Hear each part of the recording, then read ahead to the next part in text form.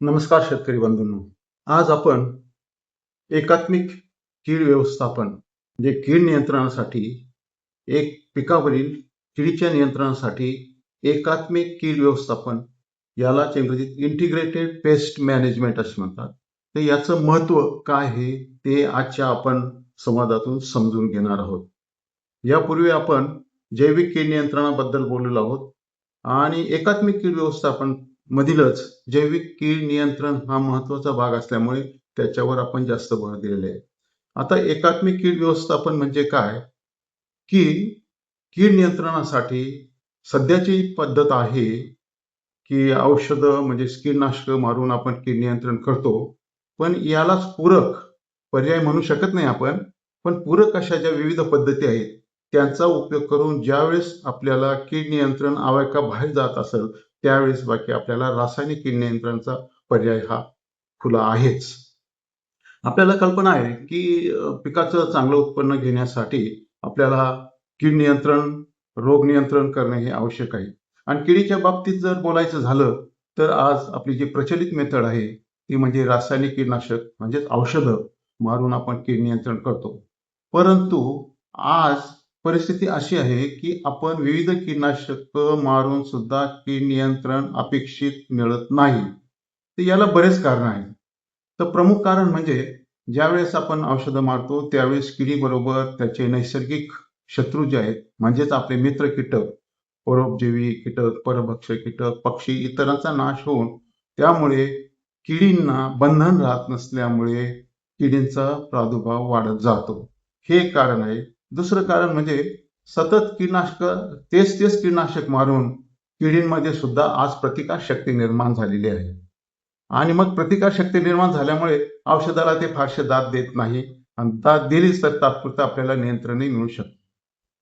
आणि तिसरं महत्वाचं कारण म्हणजे कीडनाशक हे एक विष आहे. जसं ते किडींना विषारी आहे तसं ते इतर प्राण्यांना विषारी आहे. परागीभवनासाठी आवश्यक मधमाशा आहेत, इतर पक्षी आहेत, मानव आहेत, इतर पशुपक्षी आहेत, त्यांना सर्वांनाच ते हानिकारक आहे. आणि शेती उत्पादनामध्ये अलीकडे कीटकनाशकाचा अंश प्रमाणापेक्षा जास्त आढळल्यामुळे मानवाच्या किंवा इतर पशुपक्ष्यांच्या आरोग्याच्या दृष्टीने मोठी समस्या निर्माण झालेली आहे. पर्यावरणाच्या दृष्टीने मोठी समस्या निर्माण झालेली आहे. आणि विशेषतः अलीकडे जे काही आधुनिक कीटकनाशक आहेत त्यांचं प्रमाण तर एवढं कमी असतं की ते सर्वसाधारण 10 लिटर पाण्यात 2 ते 3 मिली सुद्धा पुरेसे असते. आता पूर्वीचे जे होते पारंपरिक मॅलाथिओन नसल आपण हे लिटरला 2 मिली म्हणायचं म्हणजे मिलीलिटर. आणि आज तेच नवीन जे आधुनिक कीटकनाशक आहेत ते 10 लिटरला 2 ते 3 मिली टाकायचे. म्हणजे याचा अर्थ त्याची तीव्रता किती आहे आणि हे असून सुद्धा हे काटेकोर शेतकऱ्याला पाळणं शक्य आहे का? कारण आपली मनस्थिती ही पूर्वीची आहे की 1 लिटरला 2 मिली टाकणं म्हणजे किंवा 1 मिलीच्या पुढे. त्या पद्धतीने जर आपण कीटकनाशक वापरत असतो तर त्याचा विषारी अंश उत्पादनामध्ये किती राहील हा एक मोठा गंभीर प्रश्न आहे.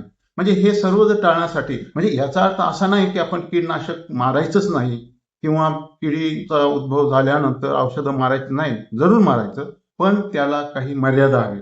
आणि ही मर्यादा ठरवण्याची प्रमुख उपाययोजना आहे ती ही एकात्मिक कीड व्यवस्थापन म्हणजे इंटिग्रेटेड अप्रोच. आपण एकात्मिक अप्रोच म्हणतो म्हणजे काय इंटिग्रेटेड अप्रोच. आणि इंटिग्रेटेड म्हणजे काय की कीटकनाशक मारण्याच्या आधी आपल्याला इतर काही उपाययोजना करता येतात का?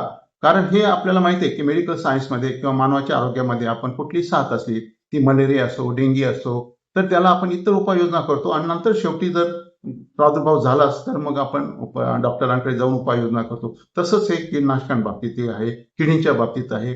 जर यांचा प्रादुर्भाव कमी असेल आणि जर खरोखर कीटकनाशकाची गरजच नसेल तर मग आपण ते टाळायला हवे. मग आता हे टाळणं कसं? काही आपण टाळू शकत नाही, कम्प्लीट टाळू शकत नाही.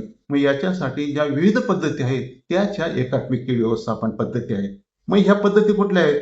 तर कारण कसं आहे की आपण पीक वाढीसाठी आपण जमिनीची निवड करतो, बाकीची काळजी घेतो, मशागत करतो, हे सर्व पीक वाढीच्या दृष्टीने महत्वाचं आहे. पण त्याचाच उपयोग हा कीड नियंत्रणाने सुद्धा अप्रत्यक्षपणे होत असतो. आणि मग हे करत असताना आपल्याला सुरुवातीपासून विविध प्रकारचे उपाययोजना करण्याची गरज आहे. आणि ज्या वेळेस किडीचा प्रादुर्भाव मर्यादेपेक्षा जास्त झाला तर त्यावेळेस बाकी आपण कीटकनाशक मारणं हे अगत्याचं आहे. मग आता हे आपण कसं ठरवायचं? काय आपल्या किडीचं प्रादुर्भाव वाढण्याची वाट बघायची का? तर मुळीच नाही. तर त्याच्यासाठी आपल्याला, कारण कसं आहे की जर आपण किडीवरती काही उपाययोजना वेळेवर केली नाही तर साहजिकच आहे किडीचं इन्सिडन्स किंवा त्याचा प्रादुर्भाव वाढणार आहे. मग जर सुरुवातीपासून आपण विविध काळजी घेतली आणि ज्या वेळेस किडीचा प्रादुर्भाव जास्त होईल, की ज्याला इंग्रजीत इकॉनॉमिक थ्रेशोल्ड लेव्हल म्हणजे नुकसानकारक पातळीच्या पुढे किंवा आर्थिक नुकसानीच्या पातळीच्या पुढे जर किडीचा प्रादुर्भाव झाला तर आपल्याला कीटकनाशक मारणं आवश्यक आहे.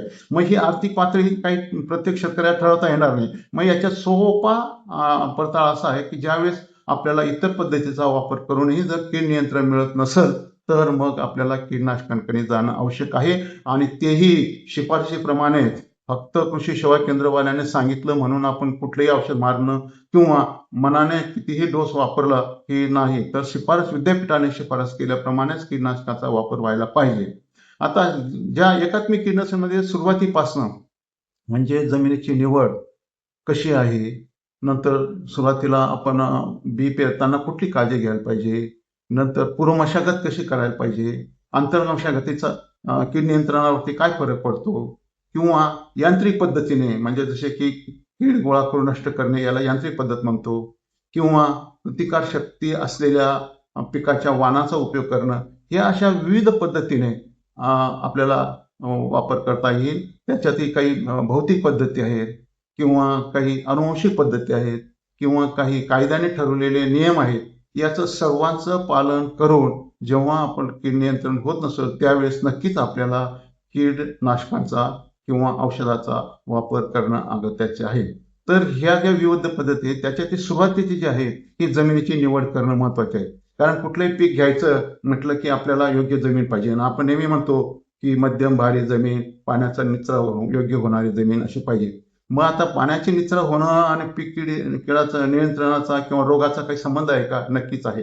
आपल्याला कल्पना असेल की जर भारी जमीन असेल, पाणी धरून ठेवणार असेल तर साहजिकच मूळपोत किंवा मर रोग हा प्रादुर्भाव होतो, किंवा सतत जमिनीत ओलावा असेल तर सूत्रकृमीचाही प्रादुर्भाव वाढू शकतो, किंवा जमिनीत सतत ओलावा असेल तर आर्द्रता वाढून इतर रोग किंवा किडीचे प्रमाणही वाढू शकतो. मग याच्यासाठी आपल्याला सुरुवातीला योग्य अशी जमीन निवडणं महत्वाचं आहे. आणि त्याच्यानंतर मग पुढे सुरू होते आपली मशागत आणि इतर कारण. तर या सर्व बाबतीत आपण एक एक एकात्मिक कीड व्यवस्थापनाचा जो घटक आहे त्या संदर्भात आपण क्रमाक्रमाने पुढे माहिती घेऊ. आज फक्त उद्देश एकच होता की एकात्मिक कीड व्यवस्थापन म्हणजे काय आणि त्याचं कीड नियंत्रणासाठी महत्व काय हे समजून घेणं, आणि त्याचे जे योग्य विविध घटक आहेत ते आपण नक्कीच नंतर पुढे वेळोवेळी त्याच्याबद्दल संवाद साधणार आहोत. आणि म्हणून मी आज येथेच थांबतो. धन्यवाद.